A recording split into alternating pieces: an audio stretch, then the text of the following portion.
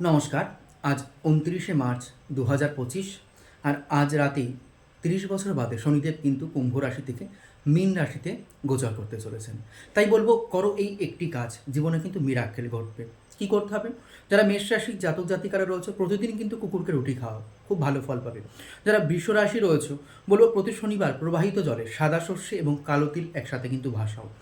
মিথুন রাশির যারা জাতক জাতিকারা রয়েছে, গরিবদেরকে কিন্তু অন্নদান করো, তাহলে কিন্তু তোমাদের মঙ্গল। যারা কর্কট রাশির জাতক জাতিকারা রয়েছে, বলবো শনি মন্দিরে কিন্তু কালো তিল দান করো শনিবার করে, খুব ভালো ফল পাবে। যারা সিংহ রাশি রয়েছে, বলবো শনি মন্ত্র কিন্তু তোমরা জপ করো, দুর্দান্ত রেজাল্ট পাবে। যারা কন্যা রাশি রয়েছে, বলবো কুকুরকে কিছু না কিছু খাবার দাও, খুব ভালো ভালো রেজাল্ট পাবে। যারা তুলা রাশি রয়েছে, বলবো সবুজ মুগ ডাল যদি দান করতে পারো, খুব উপকার হবে তোমার জন্য। বৃশ্চিক রাশির জাতক জাতিকাদের জন্য বলবো প্রতিদিন হনুমান চালিসা পাঠ করো। যারা ধনুরাশির জাতক জাতিকারা রয়েছে, তাদের জন্য বলবো শিবের উপাসনা করো। মকর রাশির উদ্দেশ্যে বলবো প্রতি শনিবারে তোমরা ব্রত রাখো। কুম্ভ রাশির জাতক জাতিকাদের উদ্দেশ্যে বলবো শনিদেবের মন্ত্র কিন্তু তোমরা নিয়ম নিষ্ঠার সহিত পাঠ করো। মীন রাশির জাতক জাতিকাদের উদ্দেশ্যে বলবো পশুদের প্রতি কিন্তু যত্নশীল হও। যাই হোক, এই ছিল আজকে আমার এই রেমেডি।